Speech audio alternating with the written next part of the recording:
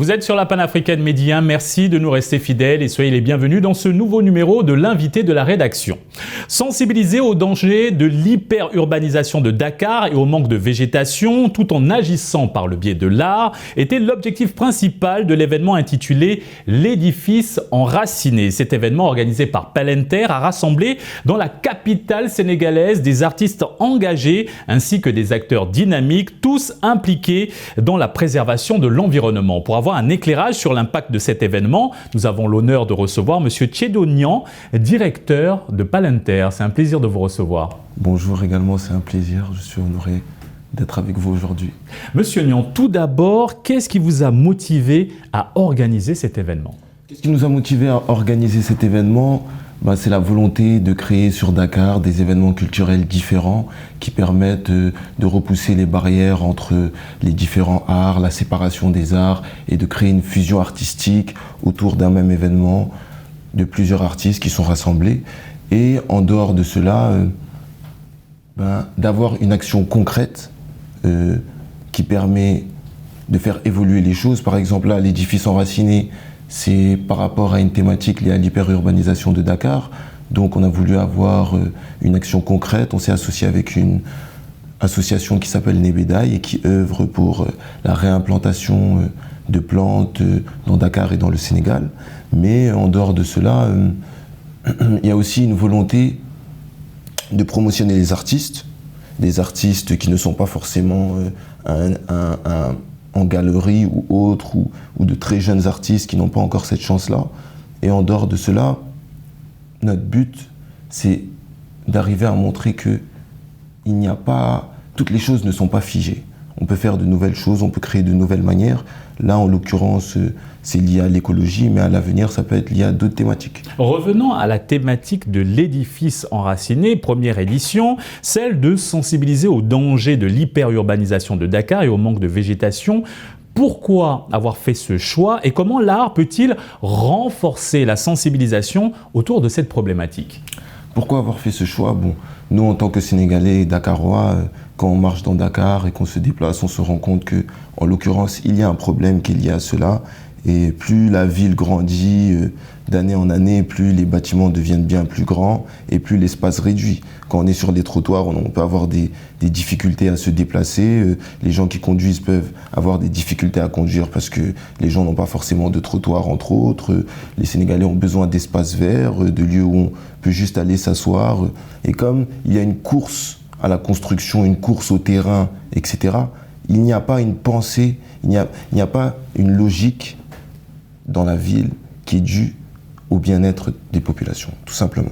Donc c'était pour mettre ce sujet sur la table et dire que c'est important. Et les artistes ont la capacité de montrer à quel point cela est important, à sensibiliser, à toucher l'individu, tout simplement. En ce qui concerne le choix du nom « L'édifice enraciné », quel symbole représente-t-il pour vous? L'édifice enraciné, donc on a une fusion de deux mots, de bâtiment et de enraciné. Donc quelque chose qui est organique, qui est un arbre, qui est une plante, et quelque chose qui est de l'ordre du bâtiment, de l'ordre de quelque chose de grand, de lourd.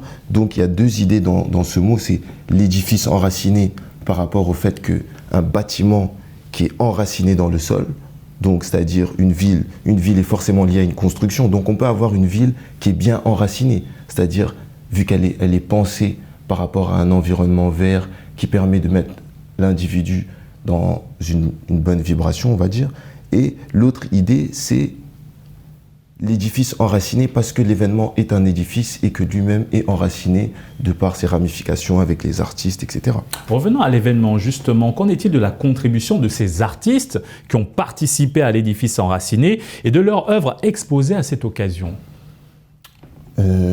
Donc par rapport à cela, ce projet a commencé il y a 4 mois. Donc chaque artiste était au courant de la thématique. Donc les artistes se sont plongés dans leur création et ont créé selon cette thématique et chacun a apporté ce qui semble pour lui important par rapport à ce sujet-là. En dehors de cela, on a différents artistes de différents niveaux, c'est-à-dire qui ont un différent niveau dans si l'art Si le chemin artistique est une carrière, il y en a qui sont à un très niveau, qui vendent des œuvres à des prix très élevés, il y en a c'est leur première exposition. Donc déjà la contribution, c'est le fait d'accepter de venir et de se réunir en tant qu'artiste sans différence, on va dire justement de niveau en fait, tout simplement. D'accepter de s'unir autour de cette thématique et d'exposer déjà. Et d'apporter une perception différente quant à la préservation de l'environnement. Quels étaient les principaux objectifs que vous souhaitiez atteindre à l'issue de cet événement et les avez-vous atteints? Donc les objectifs, c'était de rendre cet événement possible, dans le sens de pouvoir le faire, parce que c'est des événements qui sont assez rares sur Dakar.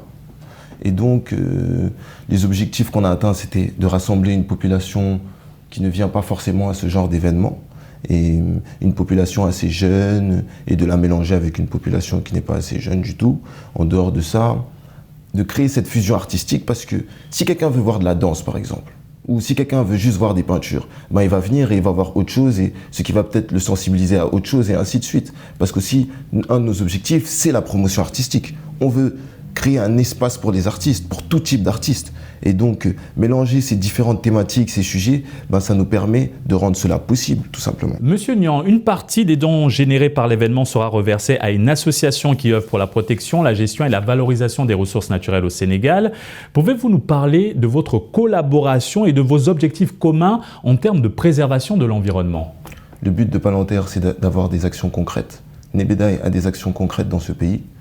Donc, nous, on s'est associé avec eux pour leur reverser une partie des fonds qui permettra de planter des arbres dans Dakar et dans le Sénégal. En dehors de ça, Nebédaï produit, grâce à des ressources locales, des produits de haute qualité, de très bonne qualité, qui ne sont pas industriels, avec des personnes qui viennent de localités, et ils permettent à différentes communautés d'avoir des opportunités. Donc, c'est un honneur d'avoir travaillé avec eux aujourd'hui. Pour l'édifice enraciné, et pour les prochains événements, nous travaillerons avec différentes associations, entreprises ou tout type de structures qui ont des actions concrètes dans ce pays.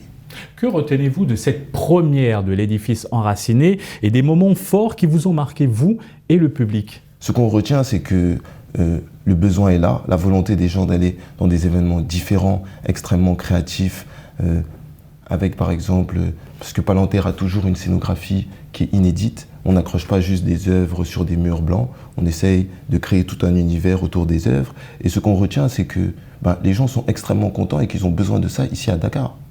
Donc, si je dois vous parler par exemple des moments forts de cet événement, je peux vous parler de quand M. Babali a fait un live painting, c'est-à-dire une œuvre qui a été peinte en live pendant 2 heures devant tout le monde et qui a ébloui pas mal de gens. Je peux vous parler de M. Barto, M. Barto Bart, un rappeur qui a très bien performé et qui a allumé la foule, je dirais. Qu'en est-il de Palantir, votre structure qui a organisé l'édifice enraciné? Quelles sont vos principales missions? Donc les principales missions de Palantir, c'est de faire la promotion artistique autour d'événements inédits pour l'instant, mais pas seulement, autour de différentes actions plus tard, ce sera à voir. Et en dehors de ça, nous, notre volonté, comme j'en ai parlé, c'est d'avoir toujours une scénographie inédite et de rapporter autour de ces événements une population qui ne vient pas forcément à ce genre d'événements. C'est-à-dire, en créant une fusion artistique, on peut se permettre d'amener différents types de profils, différentes personnes et de créer des rencontres. Quels sont actuellement vos projets à long ou à moyen terme? Doit-on s'attendre à une nouvelle édition de l'édifice enraciné ou y aura-t-il une autre thématique abordée lors des événements organisés par Palantir? Il y aura très clairement une nouvelle thématique qui ne sera pas forcément liée à l'écologie, mais une thématique qui sera forcément importante pour nous les Sénégalais, nous les Africains. Et en dehors de cela, oui, il faut s'attendre à une nouvelle édition très très très prochainement. Ensuite, nos projets à l'avenir, bon, honnêtement, on se voit créer un très grand rendez-vous autour de l'art. C'est ça que je peux vous dire. Merci Monsieur Sédio Niang pour cet éclairage autour de la première édition de l'édifice enraciné. Nous rappelons que vous êtes le directeur de la structure Palantir. C'est un plaisir d'avoir été reçu aujourd'hui, monsieur. Et merci à vous d'avoir suivi cette émission. Excellente suite des programmes sur Midi 1.